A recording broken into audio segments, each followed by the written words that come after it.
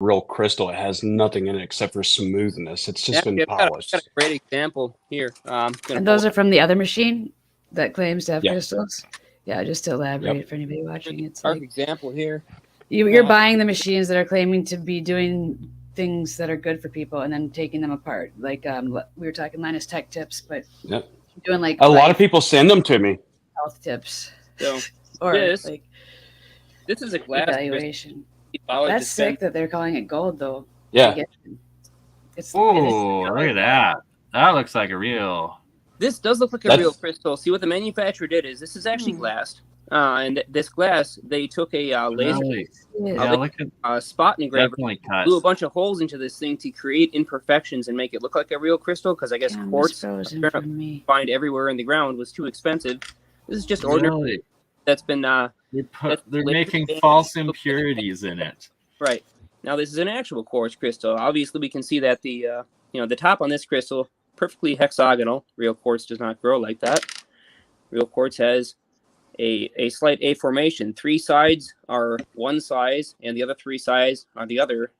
So you go large, small, large, small, large, small as you rotate around the diameter.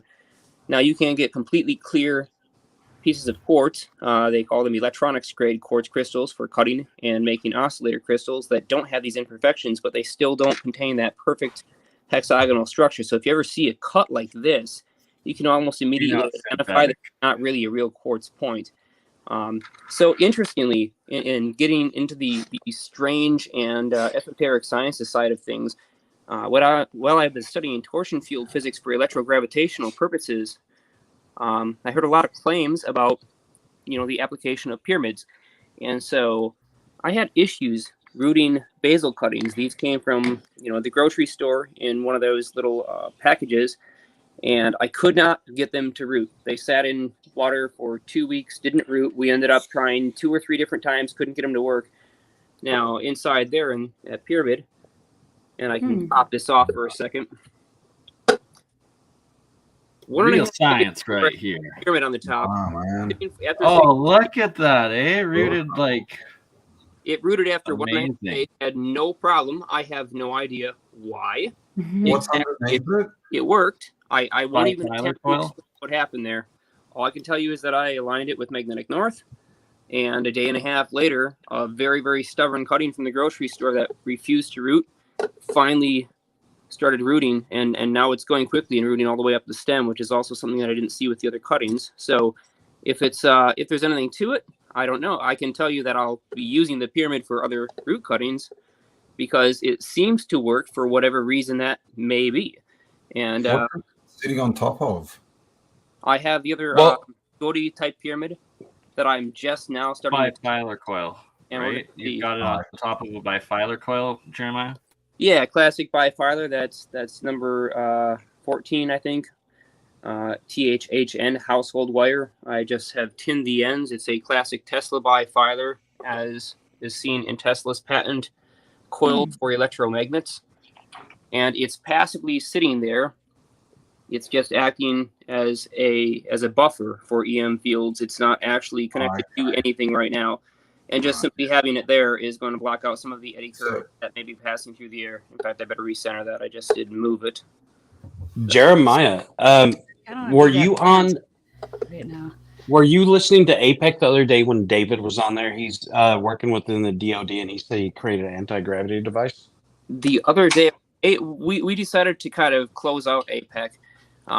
As for now, we may still do special episodes, but it got to the point where basically we had invited just about every alternative propulsion researcher that we could find and kind of burned through them. And so instead of just dragging the conference through the mud, we decided to finally give it a good closure. And I think we've run as far as we could run it for this time. And after a period of time, we'll probably reopen when more people that watch the conferences get a chance to come back in and have their brand new ideas. And then we'll have a whole new set of guests and presenters. Well, I want to explain this to you because you're dealing with pyramids. What David was doing, he was explaining the math on how to create an electrical device that can make things go and float. And, just like the hexagonal thing, you have to have it perfect, like just like this. This is what he was talking about, the perfect hexagonal crystal. David just didn't want to throw in the money for the fake imperfections. Now, if you look at that math, Dan Campbell. if you look at the math he was doing, and if you want to throw us together really quick, Jeremiah, if you have the means to do so. Is there like another connection? Like, is it just toilet? Could it be shower? Is it just toilet? Man, it sucks. Yep. Oh boy. Oh, no. Is that the David Ewing Jr.? It's a horrible name for their religious group. Yeah, I don't get it. Audio? I remember back in the day, There it is. You're back. You need to mute that. You need to mute that. Okay. There's a free preview of the Andreas David Ewing Jr. chat coming in the future. So if you take the angle of a prism, Jeremiah, and you shape the top of your pyramids like that to that angle, all four sides, and then you run your coiled wire around it, exactly all the way up, as you got your first phase coil, and then you do your second phase coil. All of that electricity goes up towards it, and then you can do an anti-gravity device. You can make things float with a pyramid. You're saying? Yeah. No, with a pyramid inside a pyramid, right? As above, so below. No. You're just saying if the pyramidal geometry. Of course, if we're gonna go that far and talk, it's the pyramidal. Hang on, it's the pyramidal geometry, but it's at the angle, the top side of it, like where the capstone is. It has to be the exact angle of a prism, like a three-sided prism, so 160 degrees downward. Are you talking? And about if you lateral triangle pyramid? Wait, say that again. Are you talking about an equilateral triangle pyramid? Because a prism is a undefined shape. It's simply a type of device that can refract light at any particular geometry. No, there is no exacting dimensionality or angle for a prism. Perfect prism. Well, what he was describing was the math of a prism. So it's at 160 degrees. I'll draw this out for you. Okay, so equilateral triangle prism then. Meaning all faces are the same. Like a tetrahedron or a four-sided? I feel like it's a four-sided. So it sounds like it's the geometry is giving us some kind of field, right? Like, so when you change, I think he's referring to a tetrahedral pyramid. And they've all got different qualities. Tetrahedron is one of the platonic solids. It's the simplest of these stable shapes. It contains four faces, and all of the faces are the exact same size, and all of the lengths of each wall are exactly the same length. And the angles of each angle are all exactly the same. So that would be called an equilateral triangle for any given face, and it's also a shape called a tetrahedron. And then if you flip it and put it inside it, then you have propulsion, anti-gravity effects. Yeah, they talk a lot about the Merkaba, which is that star tetrahedron shape, which they talk about was how you flew around. Metatron's cube. So now, wait a minute. Now it's important to ask which angle. If you would have any idea what that angle would be for that pyramid. You have 160 degrees at the top. Okay, let me rewrite it. That looked like J60. I think there's some problems with dating there. It looked like everything. He's got the geometry. Looks like. But I remember something like this with electrode charges, opposite charge. Virgin magnets. Yeah, well, that would kind of make sense. Because you have three polarities in there. So what he was doing is he was describing the way that if you're shooting from here and it shoots off of this side, the math that it's going to do, and it's going to do the geometry to where it's bouncing back and forth on the inside. So we're creating an electrical field that keeps on bouncing upward and upward and upward and upward until it has so much electrical energy it comes out of the top. And just like how a Tesla coil works, you're going to build that energy up on the outside of the wire because electricity does not run through wire; it runs on the outside of wire. Right. Well, the thing I ask is this, because this here we have an angle measurement tool, and as I put it out, we can see. So if we're looking at this is the Giza style pyramid, and I can't quite get this thing down low enough, but I can get it close. Actually, I'm not going to be able to get that thing quite to line up with this unless I physically pick it up. But you can see here that like our angle is, somewhere between 69 and 70 degrees here at the peak. And for this one, it's up a lot more narrow. So there's not going to be any kind of a 160 degrees on a pyramid that looks like that. And that's why I asked. That sounds like a dimension that wouldn't. Well, maybe it's so. Did you start these seeds at the same time, and you're doing this like These are actual experiment right now? He's rooting cuttings. I want to sleep under one. Oh yeah, let me pull one. Right? I'll show you what they actually were. These things are almost impossible when you get them from the store, because they've already been sitting in these little packages here. They're basically coming in these kinds of packages here. They've already been sitting on the shelf, cut from the plant and from a source of life for up to several weeks. And so they are incredibly hard to root. You snipe these off of fresh plants and they have no problem developing roots quickly. But when they're sitting on the store shelf in a refrigerated section, they're very difficult to get to take. And so these seem to be one of the only things that give reliable results where every single time I'm getting roots on all of the cuttings that I'm putting in there. Wow. And again, I have no idea why. I just allowed them to I think maybe we should get a human to stand in there. Yeah, right. Well, I kind of want to try. Well, I don't. People sleep under them. I want to sleep under That's them. going to regenerate my Russian cells. experiments with the pyramid. I want to do remote viewing sessions like under one with frequencies going and lights going. But I would be interested to try, because there are several patents. In fact, I think there are a total of 11 patents talking about how to use pyramids as energy conversion sources, or ion traps, or charge directional sources. And there are just tons of different applications that are claimed in these patents. And some of them never passed application process. And I can see why. The explanations are not good. They're written poorly and they make a lot of claims that are unsubstantiated. But some of the patents actually seem to be fairly scientific and well-founded. And so and they have passed and they have patent status. So they were accepted by the patent office. And there's got to be some reason behind why these particular geometries happen to be functional. And so I've been wanting to build a coil system based on pyramid geometry just to study the properties, because I can already see what I didn't expect to worked within 1.5 days. And that's having a clear, obvious effect on biological life in the form of plant life. And so if it works for that, and it seems pretty consistent, and there's also ion measurements around that large Russian Godi pyramid, which are hard to find now. They used to be easily available only 4 years ago, and now it's difficult to even find any information on that on YouTube or on Google.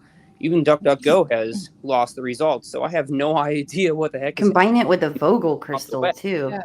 And I'll send you sprouts to grow too. Have you I can imagine if it's an organic material, it would just poof like.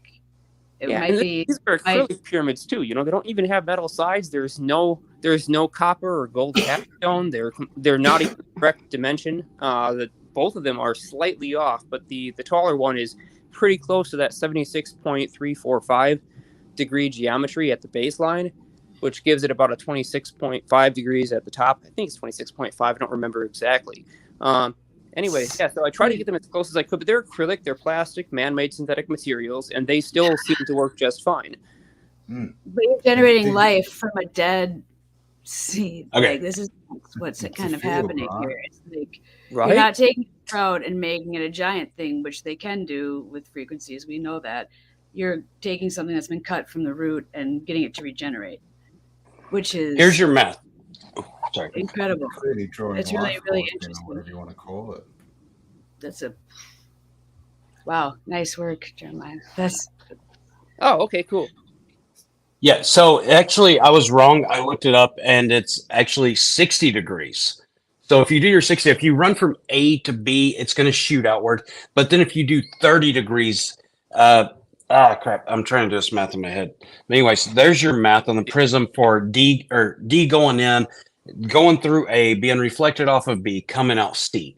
Now, it's that angle right there. I think it is 60 degrees. That if you run a pyramid that can do that all the way up, except for not this, you're going to have to turn it on its side. So this is going to be the top.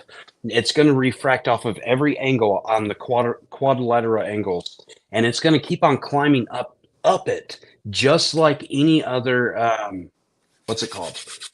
like a Tesla coil, just like any other coil. It's going to climb as it goes, and it's going to generate so much energy at the top that if you put a small antenna right at the top, then it's going to have anti-gravity propulsion technology. Well, of course I'm going to try that because it's easy enough to cut another pyramid at 60 degrees, and seeing as I've built these two, and I know for sure that one has an effect, right?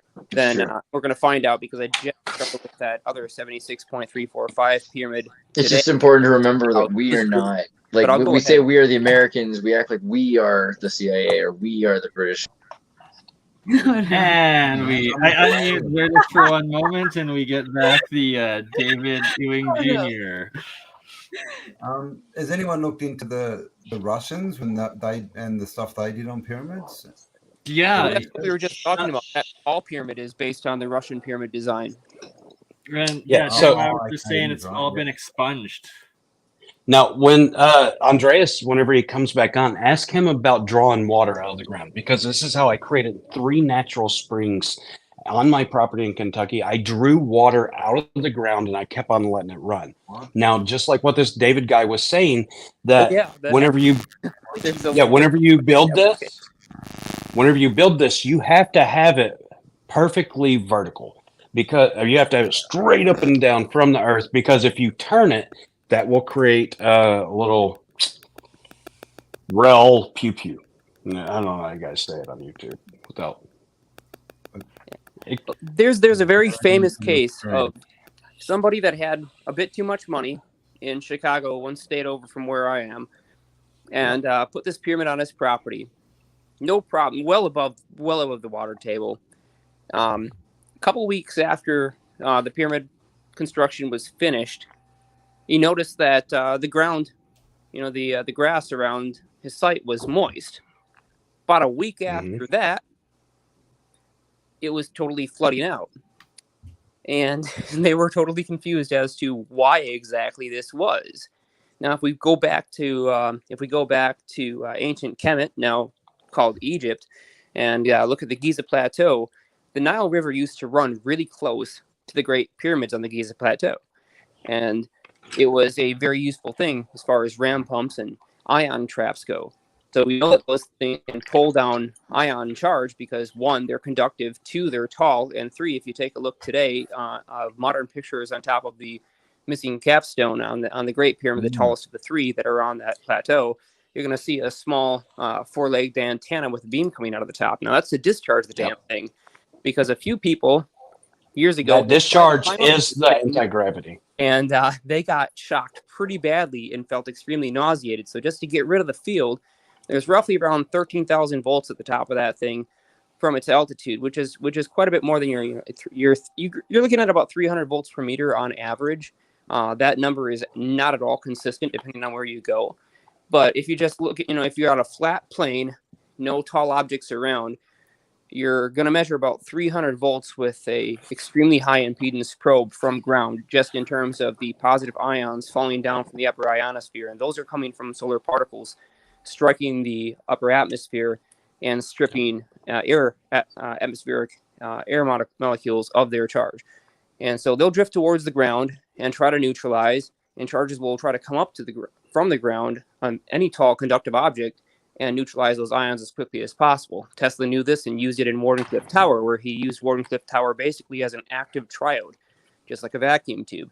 And by oscillating it at, I think it was right around 44,500 kilohertz, which is pretty low frequency, he ran it off an Alexanderson alternator, continuous wave.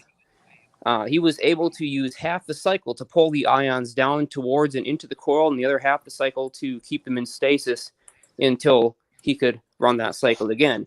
And so by doing this, he got a direct current flow and rectification out of the Wardenclyffe transmitter.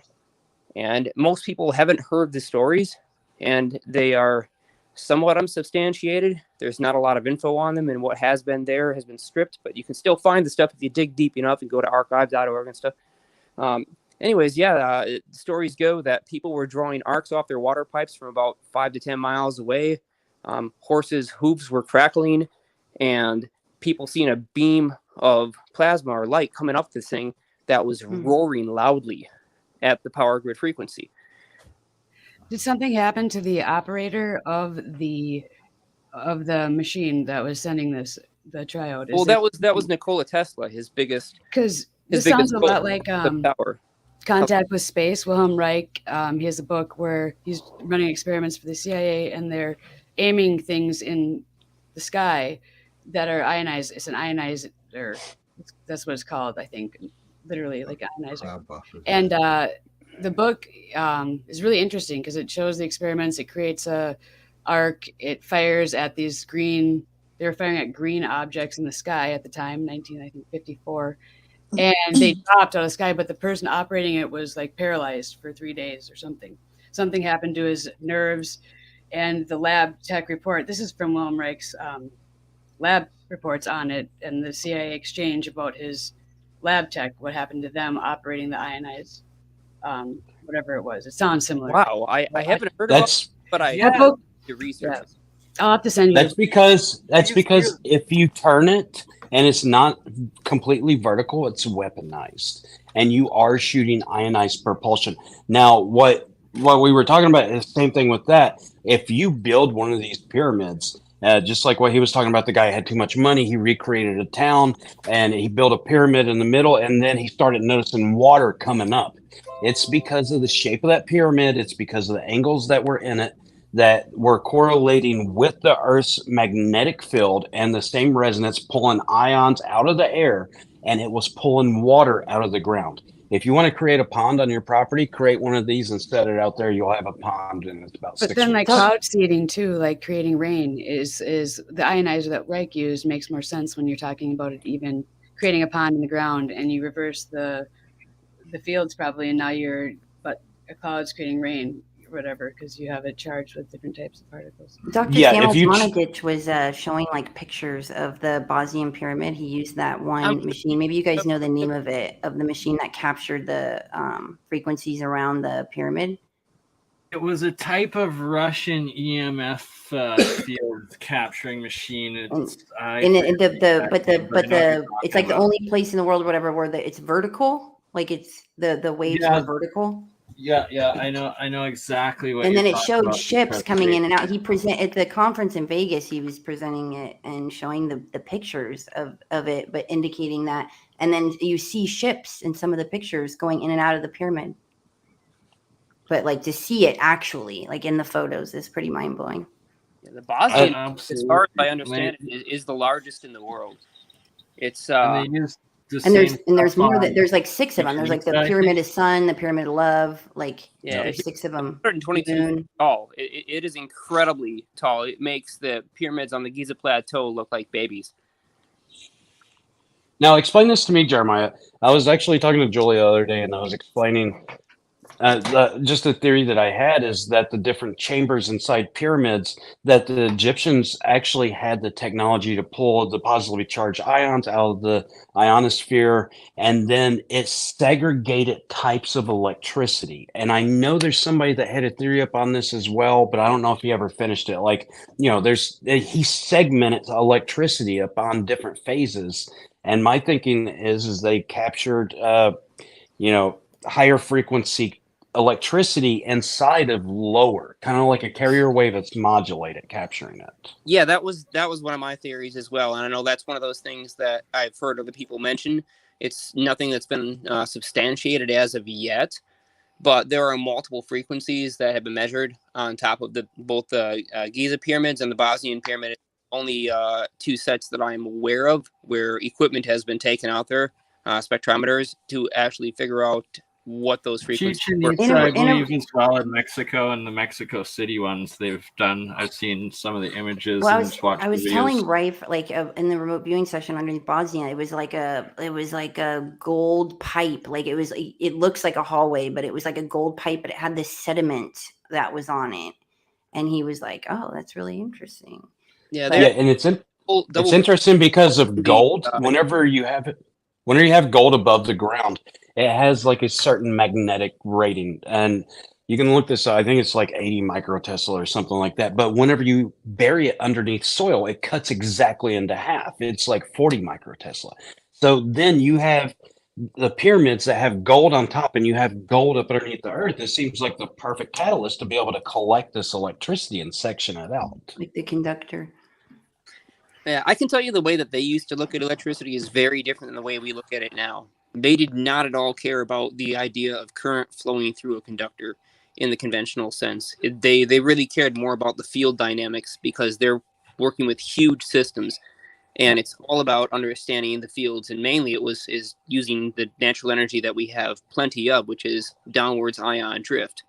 Now, back in the day, Richard Feynman had his students calculate out, based on the available measurements, what the actual immediate power was continuously pouring down on Earth, and it was roughly about 400,000 volts at 700 million watts.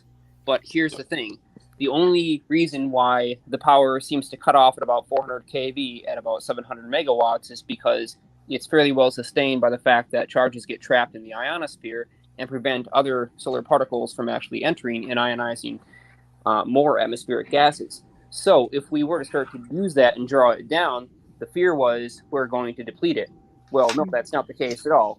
No, it's not. There are 1,000 times more particles trying to get in than the amount that actually get in. So if we gave the ones that are already up in the ionosphere a place to go down to ground and neutralize, more would quickly fill their place, and we would find out that we have all the energy we need. And that's the reason I believe. This is fascinating. Is this downward ionic drift related to like the ether that is supposedly unmeasurable? You're saying you have a measurement, you have a number. Well, yeah. What is this downward talk ionic about drift? the ether, and that's a quite extensive subject, which is it's going to be critical coming into this year, and it's going to be critical going forward, especially for electrogravitics and propulsion technologies. But in this case, this is a very practical physics solution of understanding that ions have either an excess number of electrons or a lack of electrons. And in this case, they're positive ions, so they have a lack of electrons because high energy particles from the sun are stripping off those electrons and freeing them up. So in this case, it's just literal physical molecules of atmospheric gases that get charged up in the extremely high altitude upper atmosphere, 50,000 to 70,000 feet, generally speaking, is where they get ionized. And then they make their way over the course of the day down towards the surface of Earth, where they can discharge themselves against the electron well that we call this planet. So, how long has that been accounted for, though, in our narrative, the ionic discharge? Tesla knew about it. The ancients knew about it. It's been done since science, because they're somewhere around 12,000 years old. I know that's not in the official narrative, but if we take a look at any kind of analysis on the age of those stones, we find that they've got to be at least 10 to 12,000 years old, and perhaps older. The Posian pyramids, as far as I understand it, had dated as far back as 22,000 plus. And so, again, it's not these measurements, carbon dating, which, again, I want to point out, carbon. But where does the downward ionic discharge, where does that term come from, that measurement? Downward ionic drift is a modern term. That's just how we... Wait, Bernie, go up one layer, and it's the right one. That's a really compelling science that could help explain. Bosnian up, yeah, that is.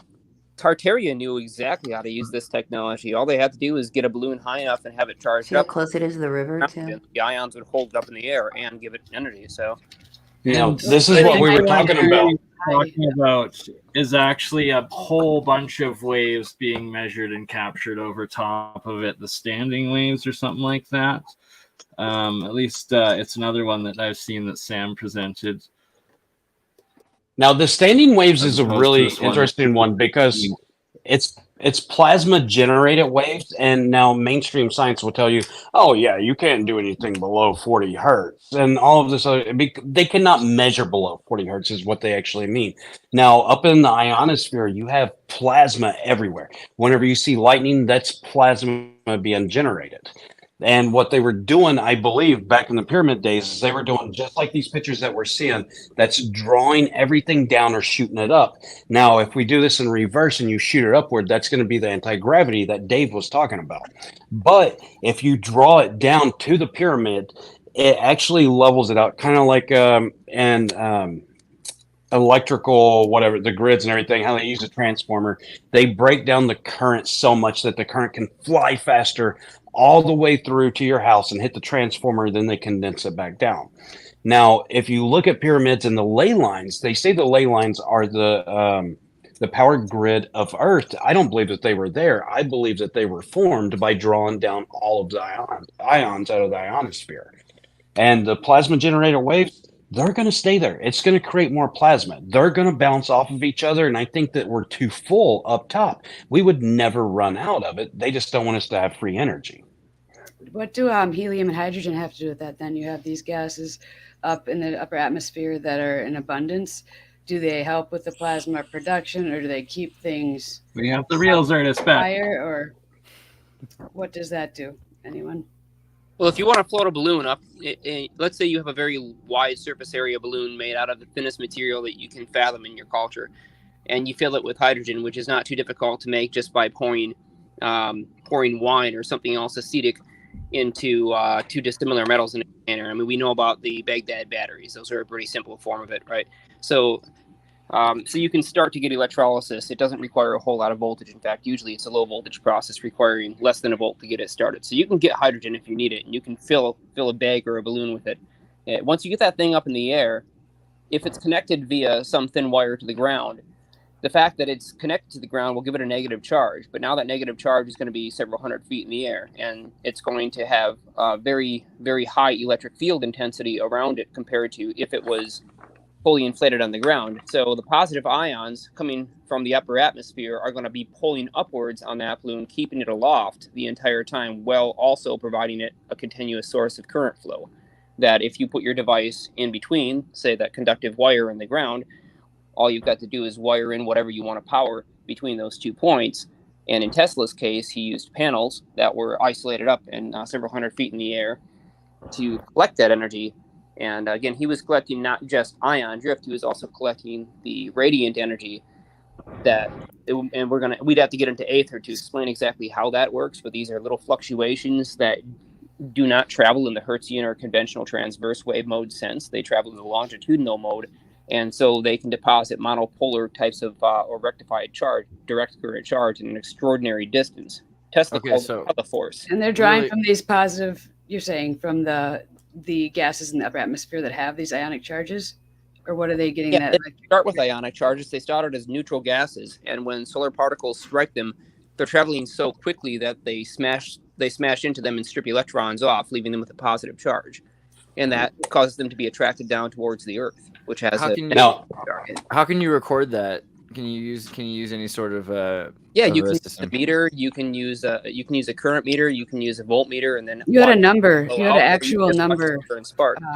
Actually, the actual number is 300 volts per meter. I just put a very simple discharge. I wrote it down.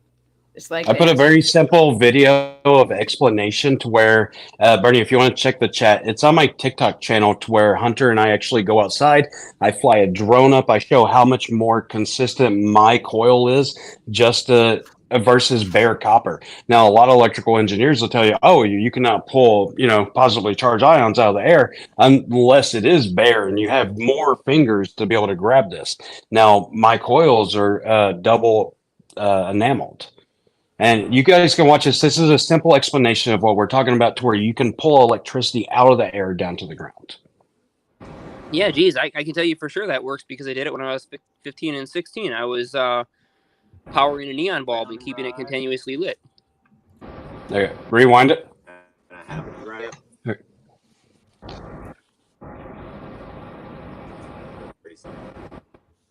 Freezing up a little bit.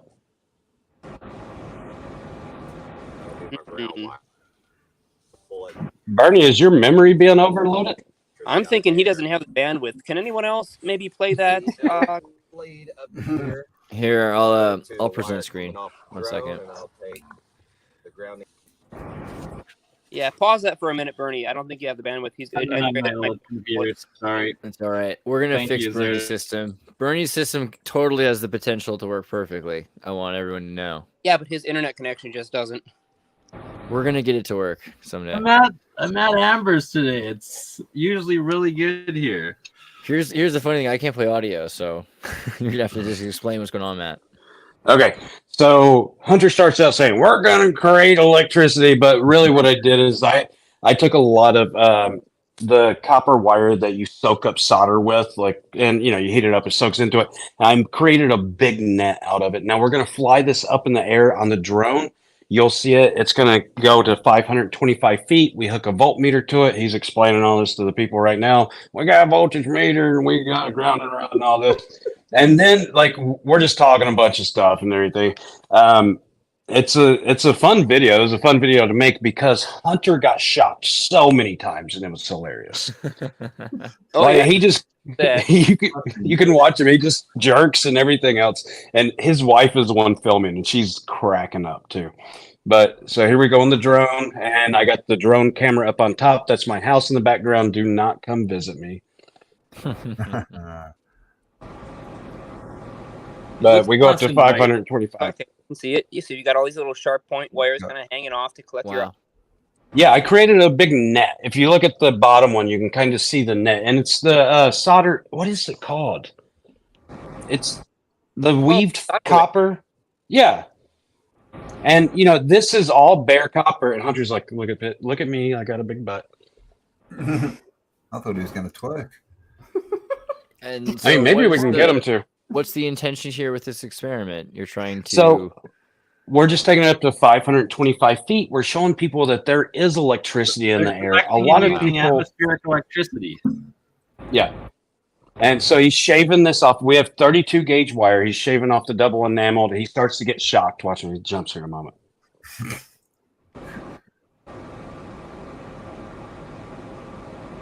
He's got to be getting pretty charged up by now. Well, he's still grabbing a hold of the enamel.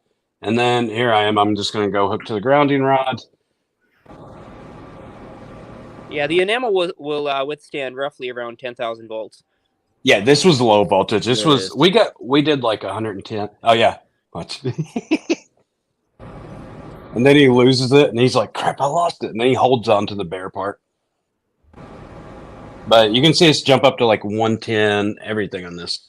We generally get around. A lot of you 24. Guys have drones, and this is a tutorial right here for you to try this at home if you want to test this out. I mean, don't get electrocuted though. Maybe wear rubber grounding gloves. Careful. I'm sorry. Don't try rubber gloves, kids. This is dangerous. What was I saying? The same experiment has been by multiple also has a good episode of doing this where it's running he's got a little engine running off of the energy they pull off of the drone up in the sky. I'm trying to remember, didn't Action Lab do a video about this too? Action Lab didn't, but the one guy who did Plasma Channel, he did one on this. Oh yeah, that's right. It was Jay. Yeah, Jay did it. And this is only a 32 gauge wire. Yeah, and of course the multimeter has a 10 megohm input impedance, so it's going to drag that voltage down because it's a fairly small collection area. I mean, way smaller than what it should be. And just having that tiny amount of surface area and those small number of collectors through a 10 megohm load, you're still drawing at least a couple hundred volts. Plus, we're still connected to the 32,000 foot spoil. Yeah, so there's leakage literally everywhere in this, but it doesn't stop the power from coming down. Exactly. It eats a lot of it because it's being leaked off in every direction here. But an optimized system wouldn't have any of those problems. So then Hunter's talking, and I take it up to 1,000 feet just to see what happens. And Hunter gets electrocuted even more. Right? The higher you go, the more potentially you're bringing down. That was my question. Are you increasing your field, and so you're making a stronger signal?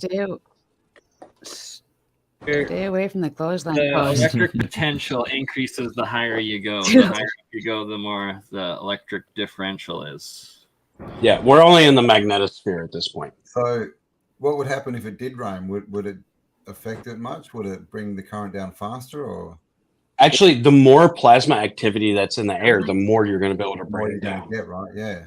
Yeah, you don't want to be holding that on wire something metal. I'll tell you that. Mm. You may very well bring a lightning bolt down on top of you. Is that what rain is? Is rain the same process of the ions coming down? Well, the thunderstorm is the same process. It's plasma being. This is like Nikola Tesla and Jackass at the same time. Yeah. Don't do this. Do it. So he's throwing it at. I have a stick. I went and grabbed a stick and he threw it at me, and then now I'm really? going. I got something that shocks you. Yeah, True redneck fashion.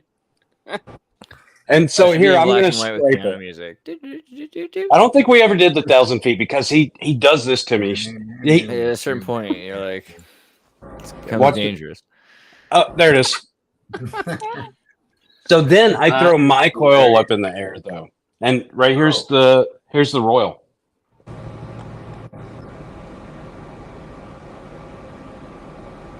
And we collect more out of the royal than what we did out of the bare copper net, because my coils are created to where if you put them on top of each other, they interlink and they're oppositely wound, and you can collect energy just sitting outside. You can charge up batteries.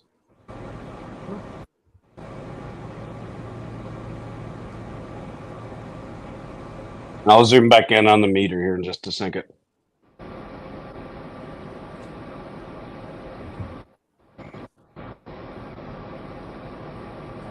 I can say you're lucky you didn't blow out your meter. So I'm lucky that Hunter's still alive. He'll be fine. That kind of energy won't.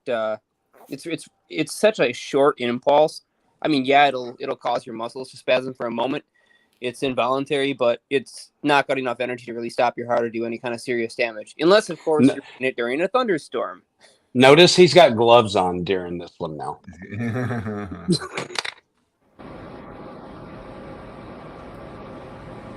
But that was at the same height. That was at 424 feet. The first one was 524, and then 525 before that.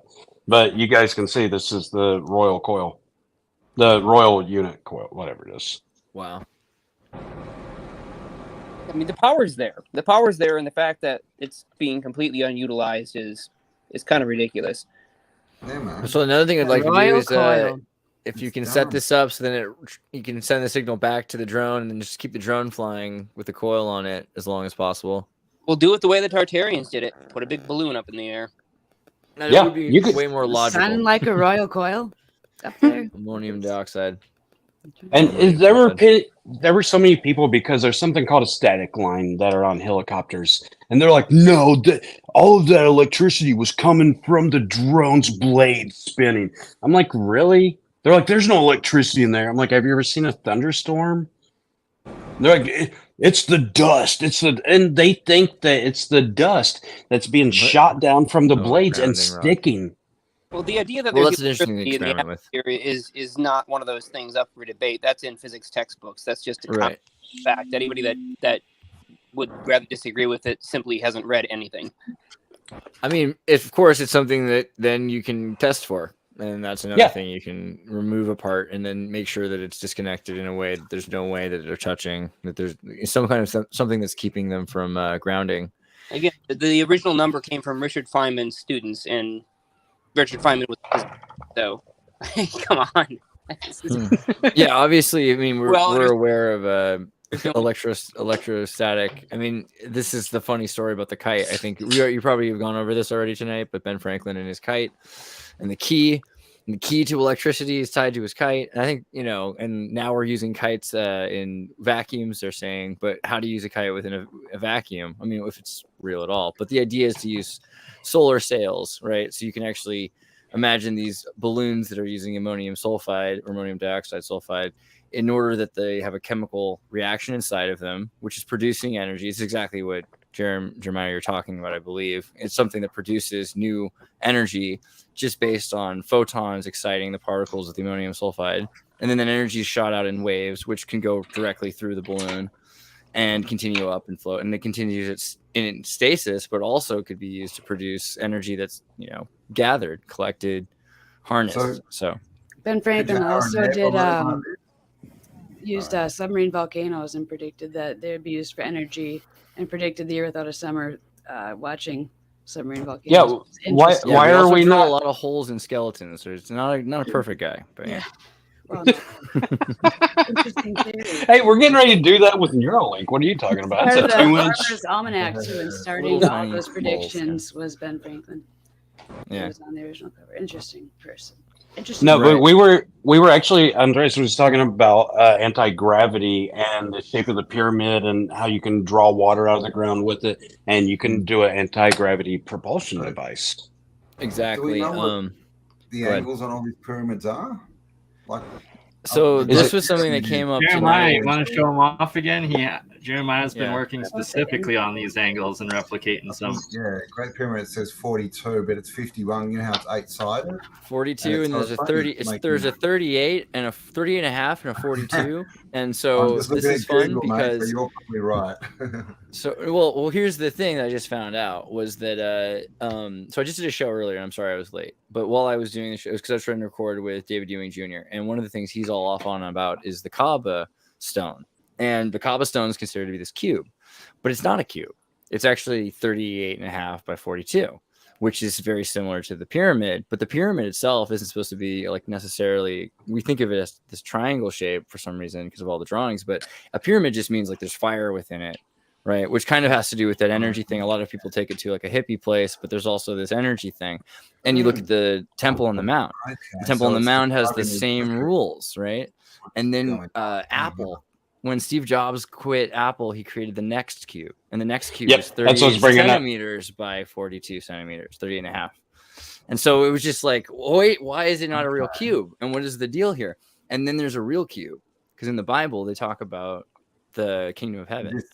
In Revelation, the kingdom of heaven is this 12,000 something. I forget what measurement it is, but like 12,000 something. Like legion. Able to see him.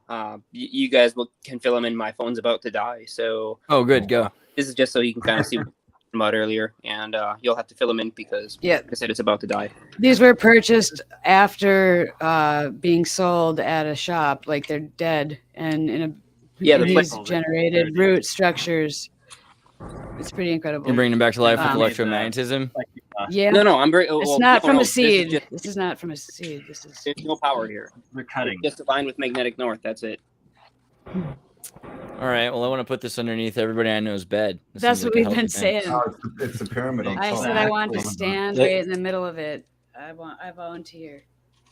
Go to iPyramid on IG and you'll see that in his bedroom he has the pyramids over everything. He also has like the PoE coils. If I have enough copper around here to like get that, I have a metal pyramid that like you pull out and it goes like a tent kind of thing over the bed. And it's from the 70s hippie days of my father. But he told me as like a kid, because I was like, I want to get a pyramid or something. I forget how the conversation started. And when he grabbed the thing, I had to talk to him about the idea of like energy sleeping or something. And he just grabbed him like, God, you have everything. What the heck? Like just out of a pile of stuff underneath these poles and pulled it out. He's like, but don't sleep in it. Like you can meditate in it, but don't sleep in it. I'm like, what? Why not? Because I'm like, 13. And he's like, because it'll give you a headache. It's not good to get that kind of energy for too long. And I'm like, okay, now you're just being silly. Like, so then I had to do it. And then I got a headache and, couldn't sleep properly for like a week. I had like high energy and was all thrown off. And, I would reflect back and say it was like my Kundalini energy was like out the door. But he's like, told you. And I was like, what the heck? Like, that's not true. I don't believe that this is happening to me, Because you're inside the pyramid, it's focusing the energy internally, right? Is that what's happening? Right. That's the idea of the word pyramid. Short bursts is okay. Short bursts was like energy, but long bouts was like headache. And like, what about this then? What if you? It makes you think of a teepee, like silver hats. Teepees, I mean, I don't. Is that the silver conductive cloth? It is 20% silver. It's supposed to repel EMF. It's like the legit expensive. Oh, that stuff is awesome. I actually use that. I use that when I'm printing Tesla coils, because I can draw arcs directly off of them. Well, on your cell phone. Don't carry the current. So the last two things I'll mention before my phone dies here. One, Matthew, I'm really looking forward to trying to fix the impedance issue on those amplifiers and get them to play with the coils. And the second thing is new projects upcoming. I'm looking into gravitational isotopes, T.T. Brown style. We're going to be looking at the differences between gravitational mass and inertial mass, which are fundamentally not the same thing, and finding certain isotopes which generally occur in very small percentages in sand and dried clay and other powders.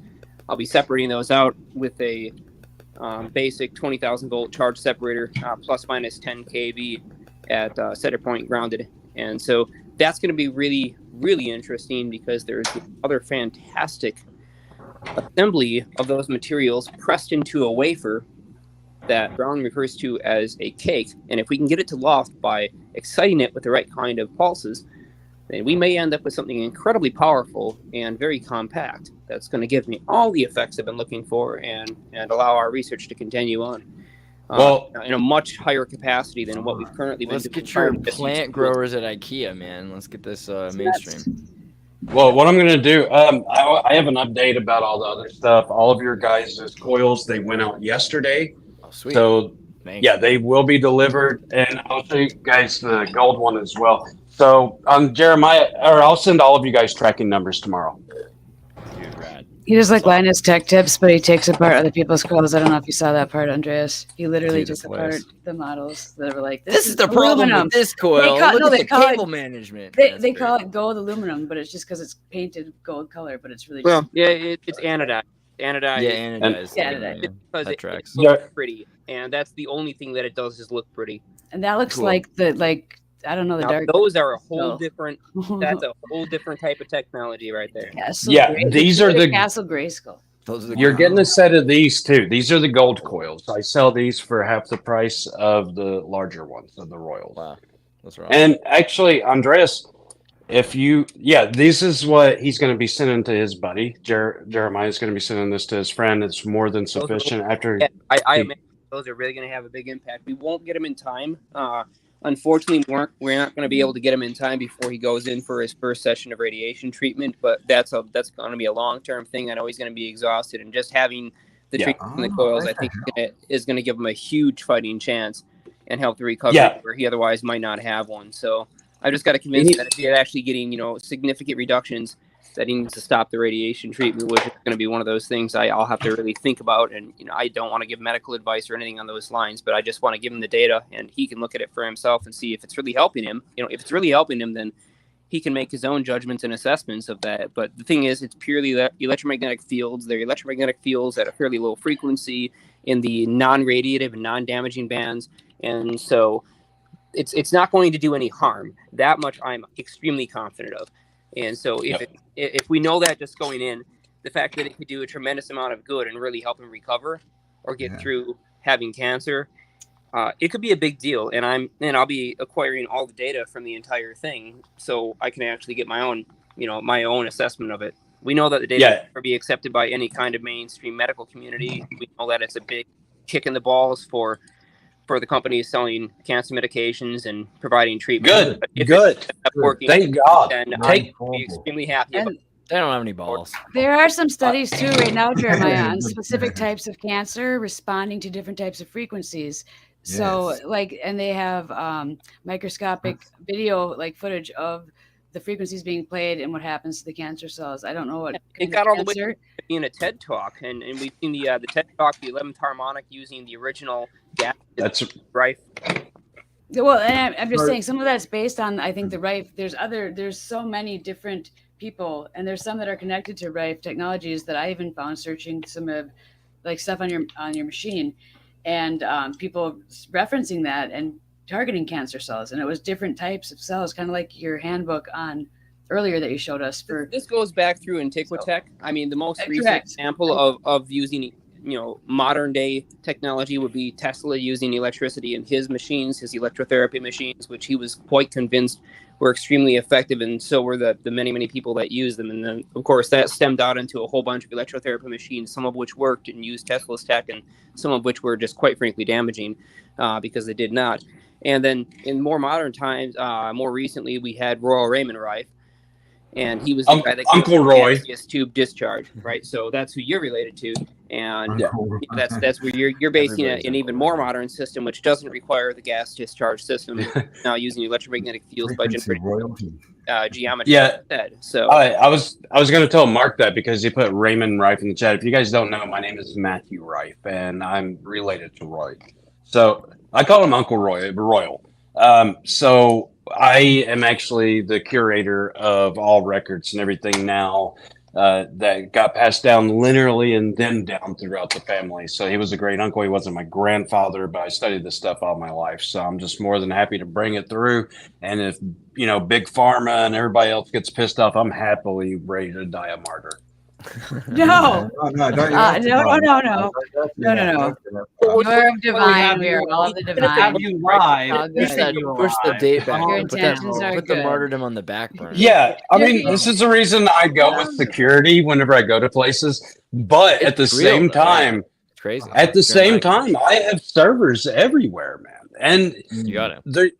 I have hidden hard drives that I've taken the security key off and I've given them to people over the years. You got to check They're out Chordal. sunk underwater. Have you checked out Chordal.org? Wow. No. So there's this cool group of people that gave us a Pi server. The audience, okay, because I'm gonna go before my phone dies, so I'm gonna enjoy this with everyone else, and y'all take it easy. And Thank you, Jeremiah. You blew my mind again. Downward ionic discharge. We love you, Jeremiah. Laser. Come discharge on the show anytime. No, downward ionic. Downward ionic drift. Sorry, this is like a new lead to like studying a lot of stuff associated with the. Let me pop up the screen for a second, Bernie. Really Can you help me share that?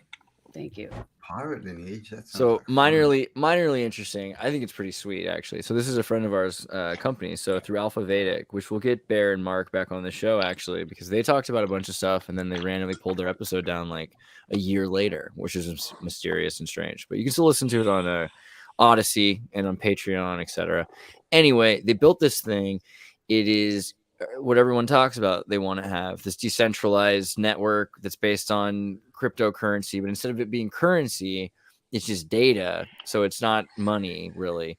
And it works that you plug this thing, a little tiny box it's a Raspberry Pi, so it's about the size of a cassette tape, into your Wi-Fi router, right? And then from then on out, you just have a server that works all the time. It's that simple. You don't have to do anything else.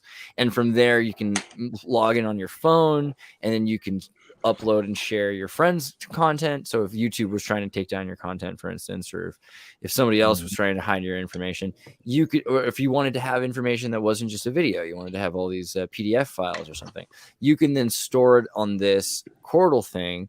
This gets put on your server, someone else likes it, they save it on their server, and then it's duplicated across a mesh network that many people can get access to quickly. So then they don't need the internet, because you can access this thing directly through anybody's Chordal that has it, anyone that's part of your Tartaria usernet or your Real Science usernet. And you can build it yourself for free, but they also sell Pis. So it's like an intranet, is it? It's like it's an alternative to the internet that works with the internet so that you don't have to leave the internet, but it means that you don't need to worry about the internet shutting you out of it or deleting your files or censoring you this, in other words, instead of using Google to search for things, you'd use this Chordal community to search for things the same way you do in the Discord or something like that. Now let's expand up on that though. Now I have an electrical engineer buddy that he is building 5.3 megahertz coils, and we theorized that, and this is all his discovery. I'm not trying to take anyone else's. Just like Nikola Tesla sending wireless internet through the ground, right? You take that wave and then you modulate it with your data signal, and you can actually make phone calls from here to any place on Earth, just as long as you have resonating coils. So you can use the Earth as an internet itself, and you can transfer 20 terabytes faster than the speed of light. Right. Yeah, so that to me is the interesting thing here. You could replace the cable modem. Sorry, Bernie, go ahead. I didn't hear you. Parker Edmond, I think is his name. It's Parker Edmond.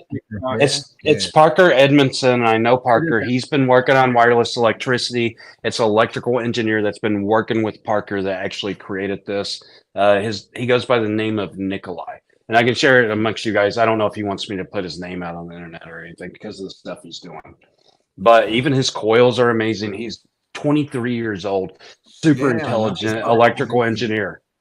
Awesome. I desperately want to get Parker as well as his partner there on the show. This is the thing. I mean, using electricity, you can subtly flip data points, and so you would be able to create a mesh network even beyond. So you're talking about end-to-end, peer-to-peer, like across the world. But even then, you would be able to have a mesh network that would, in case something blocked a signal or something, you would have 9 different directions that it could travel. It would then go, that could then connect back to the source. So you could never be blocked off from a peer-to-peer, even if they tried to stop you from communicating.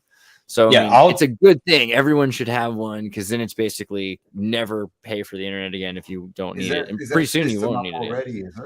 Is that already Say it again? working? Or Oh yeah, for sure. I have one in Minnesota actually. Brittany's sitting next to it, I think. Yeah, the gold box. I don't know where it is. The gold Raspberry Pi thing. Why isn't it red?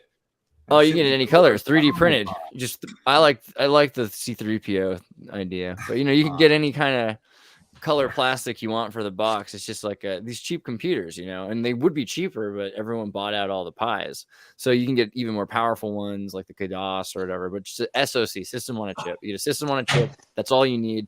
It's like $20 for a system on a chip. It's not a Pi. But a Pi is like $100 now, but it should be 40 or 60 pretty soon. Like my dad's got an extra Pi for me to hook up.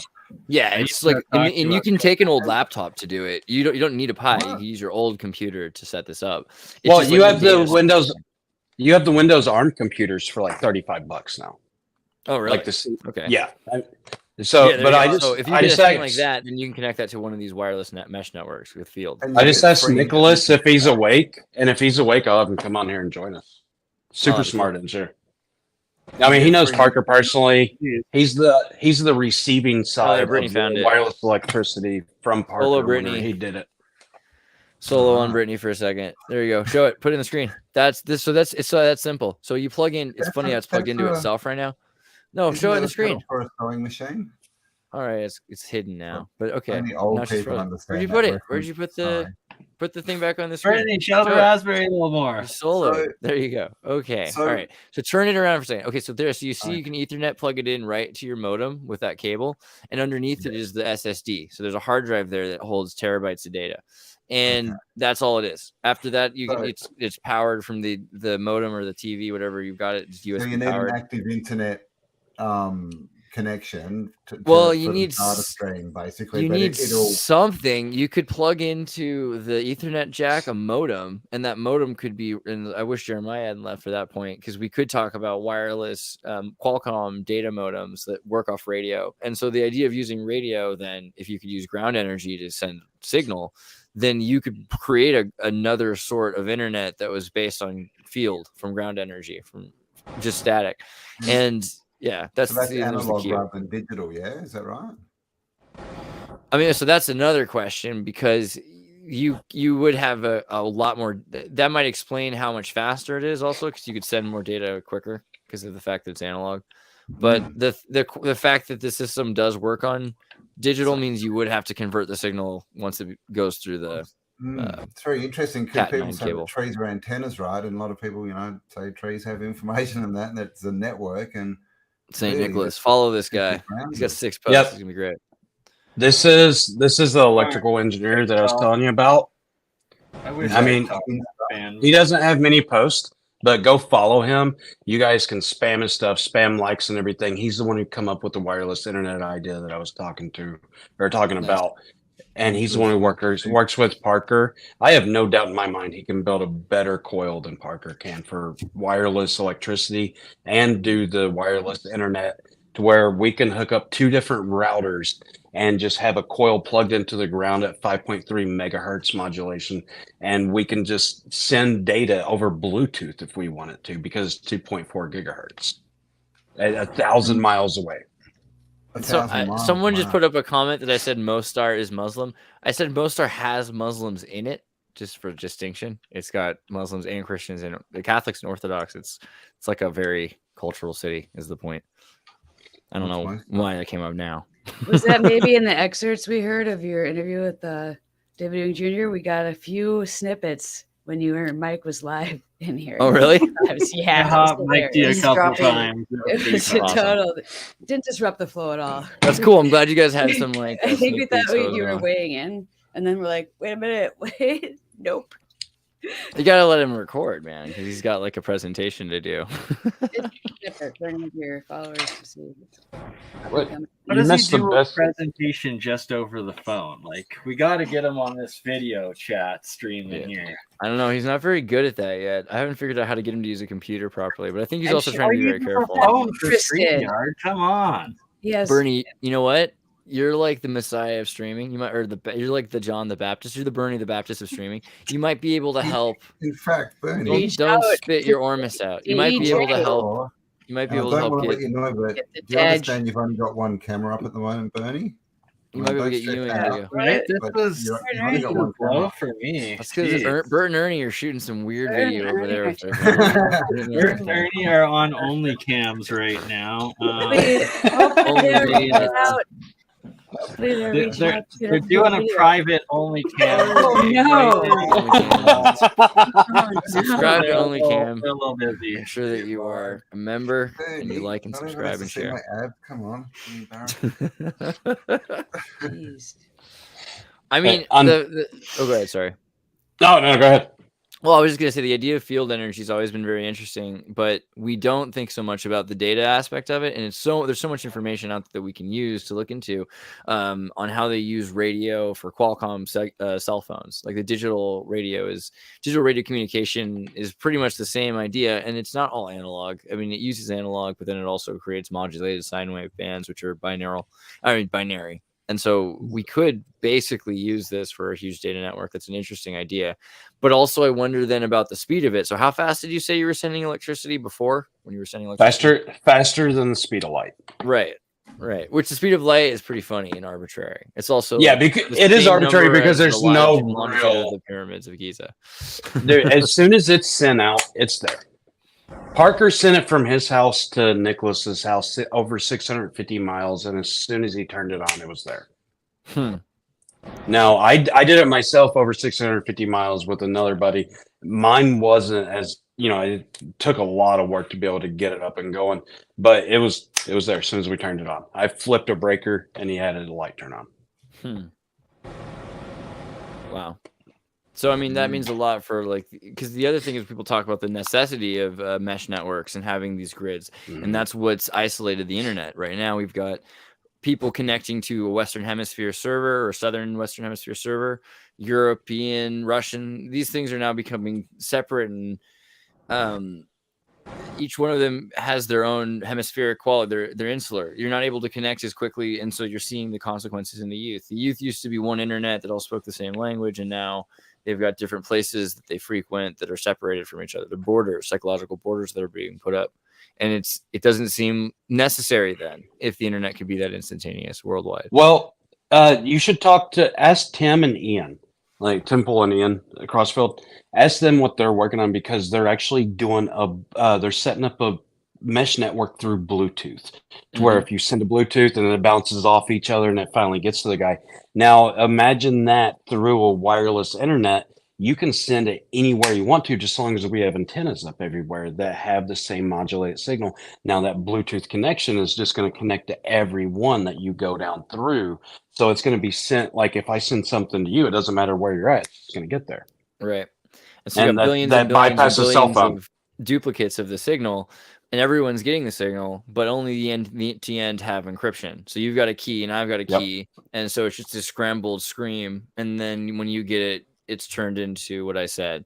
So everyone can have the message, but they can't understand it. I mean, that's what I was wanting to do is work with Tim and Ian. And I started thinking about it. I was like, Tim's got a lot going on. Ian's very open-minded, but Ian's also very scatterbrained a little bit too. I love you. No, he's great, man. But I mean, just focus it. Like I talked to him for a little bit about Rife technology. He's like, "Oh yeah, how's that coming along?" Like he had no idea what it was. No, I think I had talked to him a bit about it at that point. Probably this was last year. Oh no, okay, yeah, this was last year. So I've been just chatting with them online and everything. I sent him and Tim an email about this wireless internet to see if they wanted to be involved because I know which state they're in and everything. And I grew up in Virginia. And Nicholas, I'd be more than willing to fly Nicholas out and just let him do everything and show him, like for me and Nicholas to be able to set up and do it. Now, here's another thing, though. It's looking like I might get a very good contract coming up, hopefully. And you never know, these things fall through the cracks at times. If I do, then I want to be able to support like the science community here on TikTok and all of you guys to be able to create something great, especially Jeremiah. Right. I want his dead plants that he has to buy from like Goodwill that somebody gave away. I want him to be able to get new plants. It's the suffering though. It's the suffering that makes Jeremiah so tasty. You know, That's the only reason he does what he does. One must imagine Jeremiah happy. Hold on, though. The point of that experiment is to show that he's creating life from death from these things that are sitting around in a store for days that should not regenerate cells, according to mainstream science. And he's doing that with coils and no charge. And so I was thinking, you get sprouts, you get seeds. He's going to grow something incredible, which I'm sure they have the data on, but like I remember 99 they did this experiment with the linear accelerator where they were planting plants and then they were watching the growth rate and they found plants in certain conditions growing faster or slower, and they used this to kind of diagnose time in a sense. They're saying, okay, well, this is actually, if we were to do this, and they try this again with mice, and then some of the mice took like 10 times as long to mature as the other mice, and some mice mature 10 times faster than the other mice, depending on if they were which frequency that they were spinning, that they were inside of this chamber. So I mean, I wouldn't be surprised if there's also some effects that we have to consider in terms of harmonized frequency and our own frequencies, but also to each other and to the environment. And that's the other thing that I wonder. It's like these characters that we're acting like they're like, why don't they use this stuff? Clearly they do, right? There's clearly free energy. It's not free, but it's clandestine. Black magic is just using the same technology that's been around for a long time. So they're keeping it. It's accessible. They have the FCC though to like come and get you if you're using the frequencies. So are they doing that just because they're evil? I mean, I get the evil part, but is there more? Is it partially because they really do feel like they're the guardians of the frequencies? I mean, do they really? Well, what is it? Because come on, how do you sleep at night? Oh, they don't. That's right. Okay, let's look. Though too, so it's going to be cool when he gets these machines and he goes into using some of these frequencies. Because isn't he saying these are fair use? Like they don't really have a patent, so we can. No, it's not a patent. It's that the range of frequencies that the FCC allow for us to use are all licensed, and so you have to look at the map, right? Where's the? Well, if you're R&D, do you get a little bit more? Leeway to do? Not really. They're getting ready to open up some of the ham radio frequencies for regular use because they're using 900 hertz to a certain level for police band. So they're taking away like the 1x to 3G, and they're giving all of that to police. Pull up the map, would you, Bernie? Interesting. So these are the frequencies we're talking about. Is radio frequencies through right. So if you look at the radio frequencies, fixed satellites, amateurs, over here, you get in the 300 to 3.3 to 3.5. You've got some amateur right here. But even that, you're supposed to be licensed for amateur. Although there's ways, I think, that you can do it. And I'm sure people have talked about the loopholes. Someone's probably screaming in the chat right now. They're like, no, there's ways that you can do a ham radio without a license. But it's really hard. It's really on emergency, and if you can do it on emergency. Steve, I want you to show me how, as a sovereign citizen, life is always in an emergency state, and therefore I'm allowed to use a ham radio. That's fine, but just so you know, like if you try to put up a pirate radio station, they just started making more laws against pirate radio stations, and they've been busting. I think 136 pirate radio stations were busted this last year, and over COVID, right? Of course, because what do you want to stop more than pirate radio stations and people with free information talking during quarantine? I mean, so they do have online ham radio courses, though. If anyone's really interested, and you have old ham radio, and we know a friend that. Well, but the thing is, beyond ham radio, you could use ham radio to send digital data, right? So there's like the Thor algorithm, I think is the one that I remember. But you need a general knowledge. Space Geeks, Thor algorithm, track asteroids. I remember we were big fans of this thing. Oh wait, this is happening now, so they're still into it. The Thor algorithm, you can use it for kind of the Gertzel algorithm for data, and you send data. Yep. And it's in sound. And so basically what you have is you have a satellite that passes you maybe once every hour or something, or 11 minutes. It doesn't matter because you might have several of them. But then the signal is dropped and you pick up, about 36 characters in one tone. and then you play 8 tones at the same time. So it's one of the best modular sound frequencies. And if only the woodpecker size, they could have used this for modems, and dial-up modems would have been extremely efficient, and it would have been negligible to switch to broadband from dial-up, actually, because of the amount of data that you could store. But they made sure to clip the audio band in phones, right? Phone audio band clip. I don't know if I can find a picture of it, but basically the amount of audio wave file. How about that? A phone will take the amount of audio that it has okay, the voice is probably in the middle here. It's just going to clip off the right and the left side of the audio track. And this is where a lot of the frequencies you can't hear are. But those are also the frequencies which are very useful. And so because those are clipped off, it saves a lot of data, and you can have a bunch of phone calls on the same line because you're clipping the part that has the noise. But the problem with that is then you can't use it for a major data transformation. So that's why they had to switch to broadband at a certain point anyway. But also why it made sense to use this, because you could record everybody all at once, including all of their data communications, and save it in a big storage bank. Like every single person's dial-up call to the internet from 1995 is in the NSA's headquarters somewhere, right? Now, how did that change after fiber was emitted? So once fiber is emitted, you don't use the Thor algorithm. You don't use sound waves to send data anymore. So they switched from the idea of using sound compression, and instead just switched to sending either ones and zeros or in fiber optic. And that's all through light, photonics. right? Yeah, fiber optic uses photonics, right? So photonics, you can have spectrum. And so that's the thing, is some systems from T1 to T3 relied on using several cables at once that would have different bands of data that were in different spectrums of light color. And so let me see if I can go back and go fiber optics. So this jumped the fiber optic, the amount of data that you could put by 7, and then by 8, because you could have a duplicate strand, and you'd have 3 of those strands, and that became T3. And even now, there are new ways that they're improving on the way data is transmitted through light.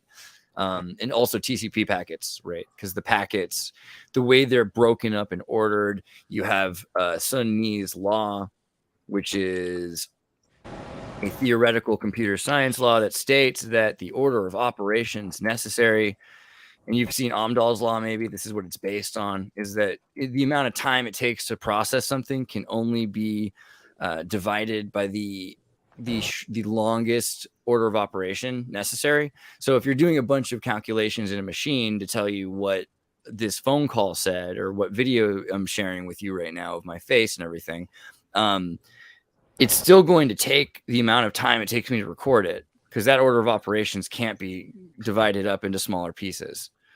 So you can maybe take millions and millions and millions of processes and run them all at once. And so you can run them in 1/1,000,000th of the time, or 1/1,000,000th of the time, but you'll still have to process all of them. And so they're going to take a certain amount of time. Like even if you recorded 1 billion tapes at once, you're still going to have to record them for 90 minutes. Right. Well, didn't a lot of the data transfer actually go away whenever they switched from analog to digital, because they switched from sinusoidal to square?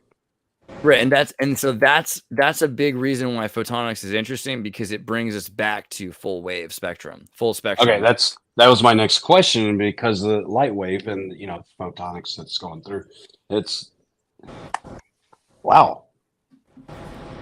So what are they doing with the noise though? So the first off, the way that the cable is designed absorbs in as little noise as possible, but it does carry the signal as far as possible. But there's a loss is the main issue. So when the noise is collected, then you have different sorts of algorithms that are able to pick out the noise. And if you have 2 sets of cables, what's this called? Balanced cables, right? And so when it's going to go opposite of each other. It's going to equal a negative on dB rating. The balanced signal, and then exactly. And so it just picks up where the change is, where the wobble is picked up in the noise, but in a much more interesting way, because it's doing it with photonics. So you're actually looking into color. And this is interesting because, for instance, there's no brown, right? Brown doesn't exist in a sense, at least when you look at brown. Yeah, it doesn't exist. It is orange, because it's just a modulated orange. Right. You can't actually show brown with a computer screen because you have red, green, and blue pixels. So what you do is you show black or white around orange in order to give it the impression that it's a different shade of orange, that it's a brown shade. I mean, so these are the kinds of things that make it really difficult for humans to pick up on this, but we can use this to pick up on the different algorithms. The other way that they do this is with photonic filters, which will pick up. Let me see if I can. Photon filters. Gonna look for it. It's like frozen. Basically, what it'll do is you've seen like the glasses that they wear in National Treasure, but different lenses of different thicknesses will allow for different amounts of light to pass through it, and in different. Then they'll have it bends the light. It hits a different part of the sensor, and so it's picking up only the red. The red spectrum of the light, the higher power density light, and then the middle part is the lesser density, and the blue is a lower density into the ultraviolet, right? So it's now there's spectacles. I think they're called aura glasses that you can see like people's aura. I think that's what it is. They're a red glass. Apparently, cobalt lenses picks them up. I've heard. That's what it is. Cobalt, is it? They banned that. No, that's the X-ray camera from Sony. No, okay, that's the camera. Though there's a blue dot they use. There's the infrared that supposedly sees the demons, so it's quite fascinating. UV on one side goes into aura, and then supposedly infrared into demons. Wasn't that related to blue glass? Oh, BurnEye, those military that I'd seen, they were wearing this weird tinted glass, and then they banned color. The story comes from Cliff High. And he says that it was like his uncle and his dad or something were like in Vietnam, and part of the testing of these infrared visions, and that it was like a couple of Huey attack or helicopters were going, and they saw a bunch of like demons in the night, like latching on to the helicopters, and then they started shooting at each other. That's the urban myth of it. So. Well, that's why they supposedly banned using that in their gear or something. It was weird because that was on a mainstreamy like top 10 weird bands. And the X-ray specs from the Archie comic, right? From Everwood or something. The Archie comics X-ray glasses. We're at the about 2-hour point, even though I'm only an hour in. I don't know what you guys are feeling, if you guys want to keep going, but I'm gonna have to get up in the morning. So I don't know if you guys, what's your plan, BurnEye? What do you think's happening here? Yeah, because we can do another one tomorrow there with Jeremy as well, with Mr. Rife and the Astro Girls. If you want to come back, we didn't didn't really get to do much talking tonight, ladies, and also not this Saturday, but next Saturday. If you want to do your next ladies' night stream after the Science of Sound stream, so you can have Ominous back on and have some beatboxing with it, we can also arrange that for sure.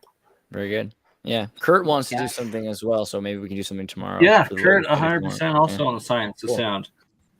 And Smart Astro Girls. And I wasn't trying to be. I don't know if you saw the beginning, Andreas, but their intro was like, I compared it to the good things that Scientology have done in education, like their drug-free. Right. People don't ever. You can't say that and expect people to get what you mean. I didn't want to. Really wasn't insulting you. I did that as a teacher, and it was. Oh man, I just felt my thetans just washed all over. Part of the curriculum I had. David asked. That's where it came from. So anyway, I just felt like Hubbard's like blowing on the didgeridoo. It was just like he also fired at demons. So I'm wondering if he was not wearing those goggles. That's one of the things when he was driving around submarine that he got decommissioned or discharged for firing at something that nobody saw. I don't know. Maybe he was wearing those goggles. Is all I'm saying. Those UV goggles that you're talking about. Right, the eagle eyes. Yep. Eagle eyes. Chat asking about the Carillion photography, and specifically, I want to do more research on the Carillion frequency, which is a certain hertz wavelength that supposedly is this Carillion Kirlian frequency that Kirlian photography works off of, and it would essentially be, I suspecting, if it is this specific Hertzian frequency, that would also be the frequency of auras, which could essentially be the same as like some sort of life energy frequency bandwidth, which is just fascinating. Do you guys know more about it off the top of your heads, or that could have to be covered in another episode? I gotta be quiet and go to bed because I'm waking people up. But we'll talk about Kirlian photography tomorrow, and that Fairies movie, which is pretty good, and the Russians. They're letting us hang out. Okay. Well, I'll talk to you guys soon. Andreas. Oh no! He's got to go. He's waking up people at the place he was at. Is he close to Anaheim? I'm not sure. Britt, do you know? Anaheim. No, he's at San Jose. Yeah, he's like 6 hours away from Anaheim. Okay. I'll DM him later and tell him about it. Yeah, but that's where we're gonna be. Do that. Yep. Yeah. So the next show that Rife Technology is going to is MD&M. I think it's medical device and manufacturing in Anaheim, California. We're going to be set up February 7th, 8th, and 9th, being accompanied by beautiful Julia over here. So she's going to come down and set up with us, and she's going to be able to get to use Rife coils, Rife machines, learn more about it, and we're going to hook her up some Rife technology gear. Yeah, I can't wait to remote view, like with being all hooked up and do some serious remote viewing. That's why I was like earlier, I'm like, I'm going to take some gold and be levitating.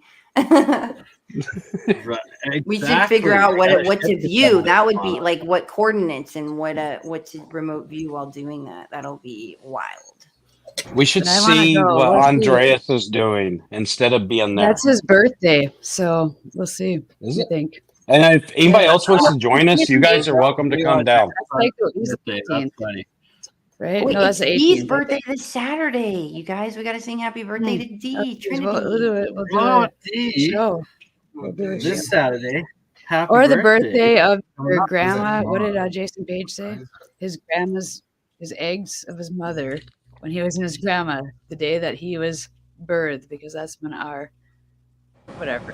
Anyway, I was watching a sync take of Andreas earlier, and it's got my brain all. Oh, somebody said where in Anaheim? At the convention center? Yeah, Anaheim Convention Center. If anybody else wants to join us, we're going to be going out to dinner. We're going to be hanging out. Hunter and I are staying in the Anaheim Convention Center hotel. I think there's one on each side. I don't know. But yeah, just get in contact. I'll go ahead. Here, Bernie, let me post this in the chat, and if you want to bring it up, if people have my phone number, you guys can just text me, and I'll send out text to everybody and let you guys know what's going on. Send it to me too, Julia. We'll figure that out. I'll probably. Yeah, are you in California?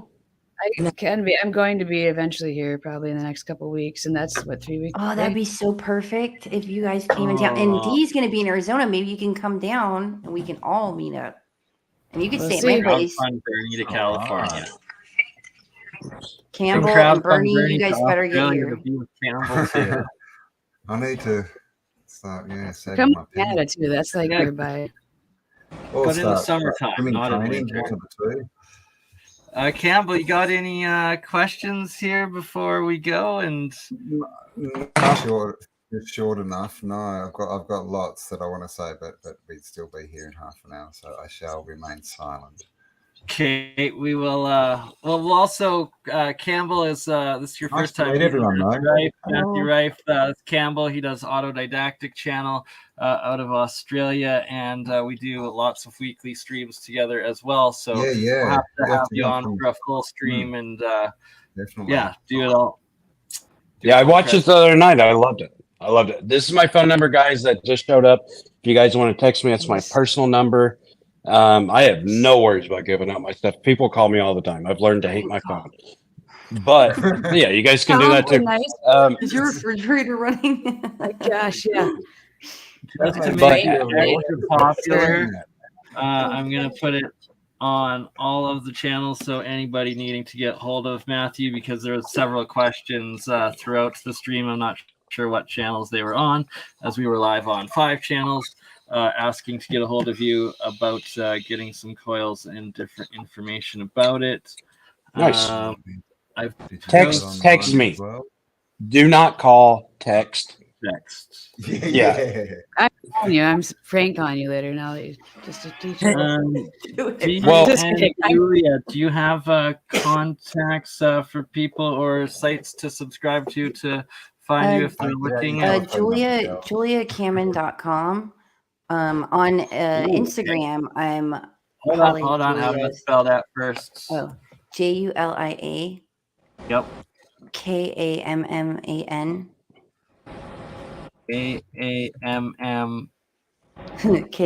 Kamman. Yep. AN. There we go. Oh, did I do it right? Oh, there we go. Aha. Kaboom. Beautiful. I'm going to check this out after the stream. Anyone interested in Julia's astrology remote viewing and all the amazing work she does, link is now posted in live chats. How about you, Miss D? No, I'm good. Thanks. You're good? All right. Well, thank you for being here. And you do astrology as well, don't you? Yeah. I dabble. Dabble? All right. Well, we will be back for a whole nother episode on that because we didn't really get into it this time. And on that note, Campbell, I will talk to you tomorrow probably about booking the next one with Michelle Gibson, who I will play this clip one more time that we played at the beginning that everyone loved. And we're going to be having Michelle back on soon, too. Much love, everyone. Thank you so much. This has been incredible. Good night. Nice. This is the bit, isn't it? That confuses me. It's like, did we choose to come here to get this sorted out, or is this just seems a little unfair, doesn't it? That you know, we seem to be here, and there's this parasite messing up our experience. And you know, I know in my own life, the times that I've made major changes, it was like it became more painful not to change than to change. That was when I made big changes. You know, it's this whole ridiculous narrative of it's an unsafe world. There's not enough for you. It's scary. Everyone's out to get you, and clearly the old civilization was completely the opposite to that. It was all about empowerment, like literally. Cosmic resonance, I think they called that one. Or Cosmic resonance. That's a better name. Real science, you can actually produce free electricity, and this is part of what Tesla was doing, is the differential between the top of the spire to the ground actually creates an electrical differential that you then connect to another wire that goes into the ground, your grounding.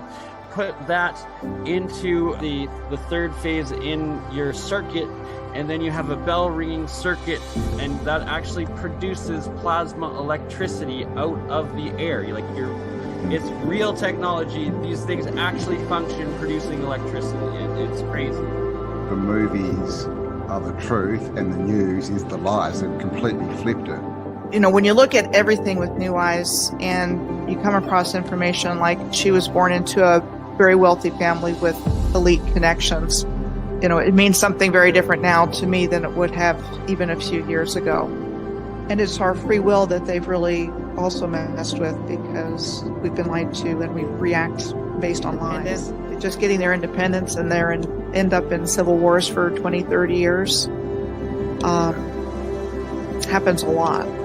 Because we keep choosing to pick up the gun and use it on ourselves instead of building and uniting and accepting that we are one people, one spirit, one harmony, on one plane that together, united, can achieve anything we dream of. So do you want to, wake up, or do you want to just keep going along because the change is too difficult? And then give them pieces of information that they will then pursue themselves and look into, and then they'll wake themselves up. I was going to mention it's the whole red pill, blue pill of the Matrix. I mean, that of the movie. And you can consider that movie as a documentary. because they're telling us something about what's happening here. So do you want to, wake up, or do you want to just keep going along because the change is too difficult? Wake up.